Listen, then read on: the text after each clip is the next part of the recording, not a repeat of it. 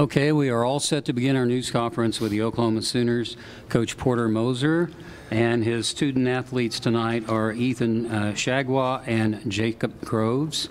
And we will begin our questioning with the players first, but we want to call on Coach for an opening statement. Coach? No, really happy for the guys to stick with this and be resilient.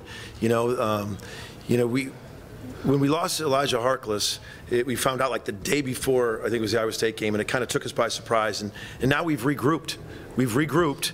And we've won 4 in a row, and we're confident, we're hot. That was a huge win for us, and we had to, people kind of counted us out, and we started one at a time, beating Oklahoma State and West Virginia. They had to go to Kansas State on their senior night, and now this. But it's a testament to this group on how close they're becoming,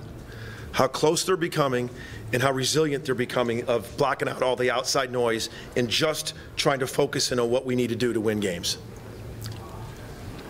Okay, Coach, thank you very much. Let's go to questions for our two guys, and we'll come back and bring Coach Moser in halfway through.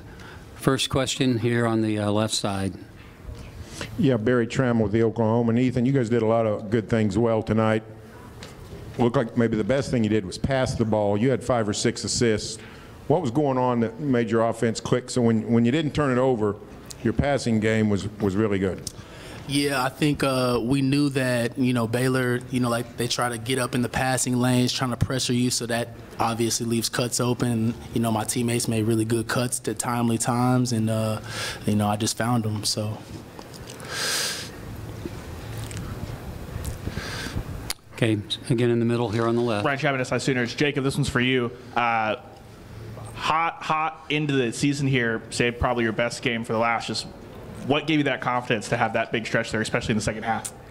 Yeah, I think that it's just kind of, an accumulation of just a lot of things, building up to the end of the season. I mean, like Coach said, a guy like EJ goes out and someone's got to step up and kind of fill that role, and I was the one that the coaches chose first to kind of step into that starting spot, and then I've just done my best to accept it, do whatever the team needs me to do to win games, and tonight, I came out and was hot, shot the ball pretty well, which is good to see. My confidence is definitely pretty high. So it's great. We're playing great basketball at the right time of the year, and so we're really excited. Got 2 more to win. So. Let's go on the far right. Ethan, you guys had 11 turnovers in the first half, only 5 in the second one. Even with Baylor was pressing you guys, trying to get turnovers. Just what was that message at halftime, and what did it take to be able to take better care of the basketball in that second half? Well, we knew that was probably the biggest, our biggest downfall in the first half was the turnovers. So, coming in out of halftime, we really wanted to focus on cutting those down and, just being smart and take care of the ball. And I feel like we did that a lot better in the second half, like you said. Okay, we'll stay here on the right.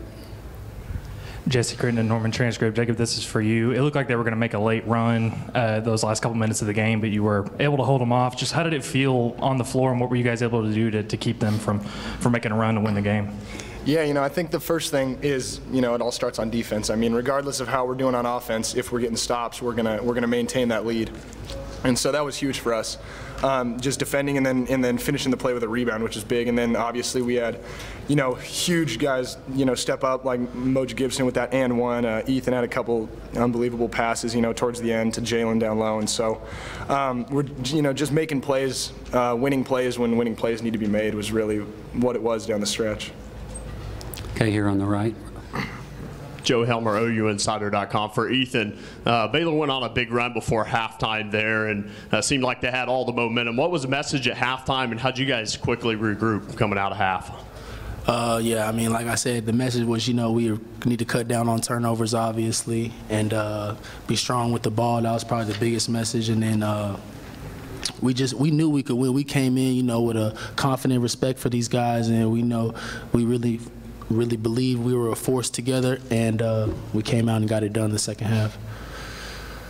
Okay, we're going to bring Coach in now for questioning all 3 people on stage. So next question here on this left side, inside aisle.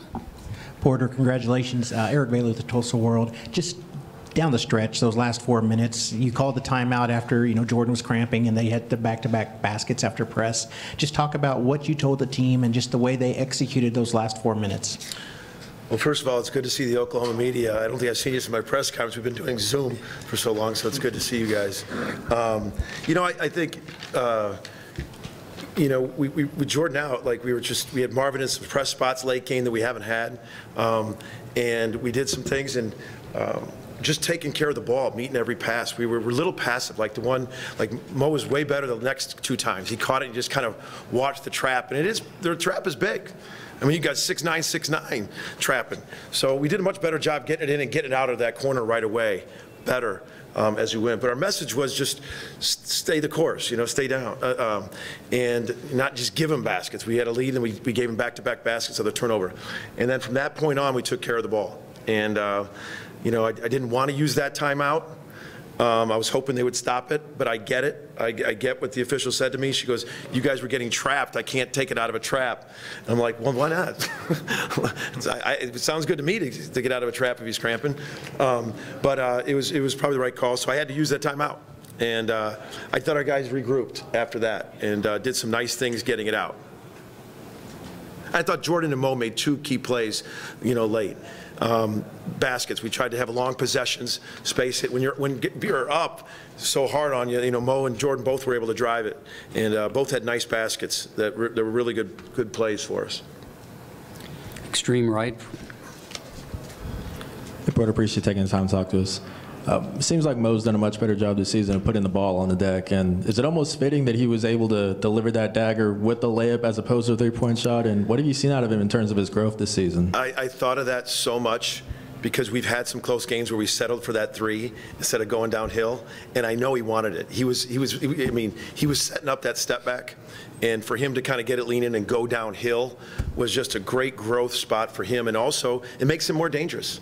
It makes him more dangerous to be able to go downhill and to be able to finish in there. Okay, let's move to our left. Yeah, Barry Trammell with the Oklahoman. Porter, when you see somebody like Ethan play the kind of game he did tonight, and Jacob, these 2 guys that haven't always been in the spotlight, what does that do for you as a coach, knowing how far the team's come, especially, as you said, without Elijah? Well, for them to continue to stay with it. They've had some games where they got more minutes than others. And for them to stay the course, stay with it, stay positive. Ethan's passing ability is, unbelievable for us on our team. It gives us a different look. I think he hit Marvin for a cut. He hit Jake on a back cut. Just to be able to have a guy play through that, and especially when a team's out pressuring you. We were talking about so much having to cut. And then Jacob to stay with it, to have the game he had. And you have to be deep. I've talked about this for so long. We have to develop deeper. And, man, we're getting more contributions. The guys up here are guys came off the bench and were completely crucial to us winning this game today. And that's the thing that, God, I could just hear Coach Majerus say right now, in his Wisconsin accent, starting's for high school. Get your mind right, come in. Get your mind in the game before your body. Get your mind in, and these guys came in, he was starting, but he's been both these guys pretty much all year, and just really happy for them, and it's great for our team, the way they're playing. We will stay on Coach's left here. Yeah, Ryan Chapman, SI Sooners. Porter, 10 minutes left in the game. Can you talk specifically about Jacob and Jalen, what they gave you defensively, especially as Baylor kind of came back on that run, and then real quick, looking forward to tomorrow, Tech and Iowa State. Those are the 2 games you said before coming out here that those are the only 2 you felt like you were really in or not in the second half. Mm-hmm. So what do you have to do to turn those around, whoever the opponent is? The first part of your question, I thought Jacob's defense has come so far. He had so many good level offs. And he's getting his technique, he's getting his head back, he's getting his length in there, he's trusting it. I think they only got ISO'd 1 time, right? Yeah. To the right. They try. So it's really helped us. His man-to-man defense is really, really improved, and it's helped our team. As far as the other game, we'll see who you play. We were just, I just dove all into. I have assistants that are on the advanced scout for those. I'll dig in later. I just was totally consumed about Baylor. We'll see who wins this game, and we're ready to go. We're ready to keep chasing. Okay, now on the right. Coach, right, Matt Lively, KCN in Waco. How do you think your guy Gibson feels knocking off his hometown team? Oh, I'm sure. To me, that'll be, I'm sure, secondary. That's a secondary beautiful thought for him. He's been so locked in, like, let's just win one more at a time. You know, let's just keep staying in this conversation, and because we want to play in this postseason, and to see what this team's done. You know, with probably the hardest schedule in the country, to beat again another. I mean, this could very well could have been a top seed in the tournament. You know, they're a 1 line. You know, we've beaten 3 or 4 top 4 lines.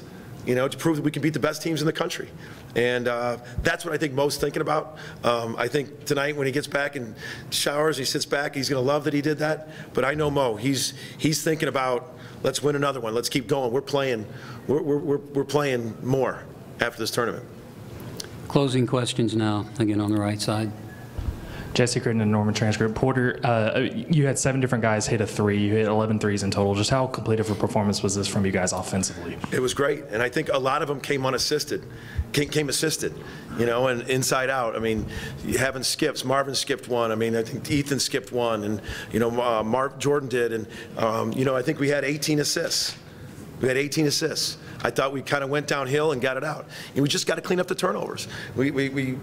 I walked in the locker room, and you know, I walked in. The first thing I said is, "What do you guys got?" And in unison, they go, "Got to take care of the ball." Like they know. Everyone wants to do well so bad. We sometimes get rushed. We just got to settle down because we can pass and we can cut. And if we're knocking down shots like that, we're very dangerous.